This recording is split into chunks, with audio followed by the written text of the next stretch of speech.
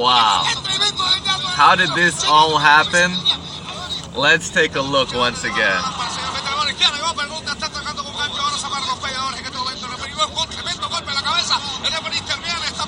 This is insane.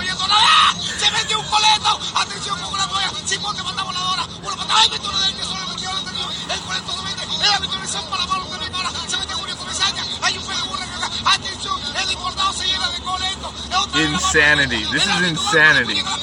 Wow.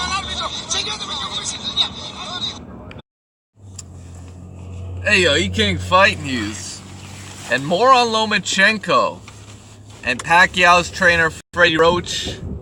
As you know, Freddie Roach, he's insisting for this fight. He is pushing hard to get Lomachenko in the ring with Manny Pacquiao. And this is what Freddie Roach had to say.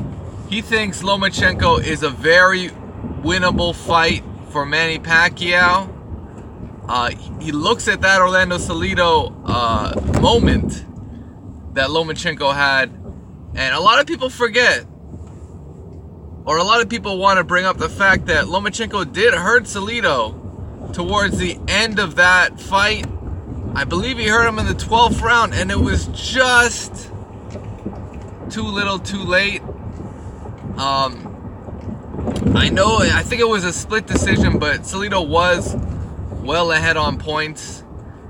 In fact, even Harold Letterman had Salido winning that fight. However, you know, Lomachenko did hurt him, and he probably could have stopped him, but Orlando Salido was doing a whole lot of holding in that 12th round.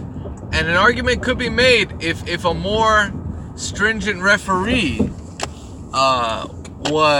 that was sort of enforcing the rules by the book, that might have helped Lomachenko a lot on that night, because the case was Salido was getting away with a lot of tactics, but that's another story for another day.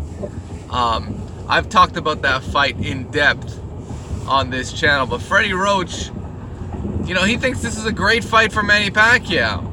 You know, he doesn't want Pacquiao to face the killers at 147 pounds. And not only that, but he has avoided a Terrence Crawford fight at 140 and 147 pounds. This would be the first time Manny Pacquiao would be stepping down to 140 for a potential fight with Vasyl Lomachenko, who's never been a 140-pound champion, right? He's moving up. This would be a fight compared to Lomachenko's weight right now. If he's gonna fight at 135 against Jorge Linares, which is what's being talked about between Bob Arum and Golden Boy, apparently there is open discussion here for Linares and Lomachenko, and that's a great move for Lomachenko, because he gets to step up to 135, and he's gonna feel how that weight suits him before potentially moving up to 140 for a super fight with Manny Pacquiao. And that, I think, is a good move. I think that's a good gradual step up to get to 140 pounds. But I would have liked to see Manny Pacquiao at some point face one of the champions at 140. And obviously Terrence Crawford was that guy. He was that guy for a very long time. And Team Pacquiao, they just didn't want. They didn't want that fight. And here Freddie Roach is.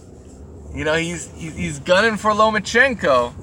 He thinks it's a winnable fight. It's a beatable fight. He thinks Manny Pacquiao, in terms of the size, you know, the welterweights may be too big for him. I don't know. I would like to see Manny Pacquiao be able to handle that weight, because I'd just like to see him once at 140 to see where he's at. You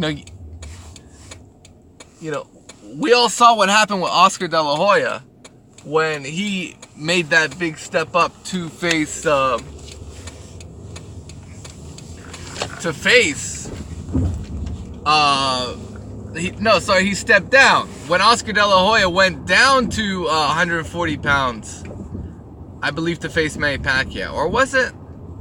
It was like 143 pounds. It was something like that. There was a catch weight, and I forget the exact weight. I think it was 143 or something like that, if I'm not mistaken.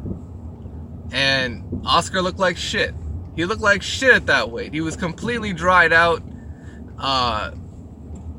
And he was just a shell of himself, a complete shell. And that was his last professional fight, right? So, Freddie Roach must beware for how Manny Pacquiao will look at 140, and he needs to make sure Manny Pacquiao hasn't acclimated himself fully to the welterweight division, because that's 147. He hasn't weighed 140 in a very long time, and it could be a mistake to bring Manny Pacquiao down like that. But let me know what you guys think. Smash the like button, subscribe to the channel. You King Fight News. Y'all know what it is.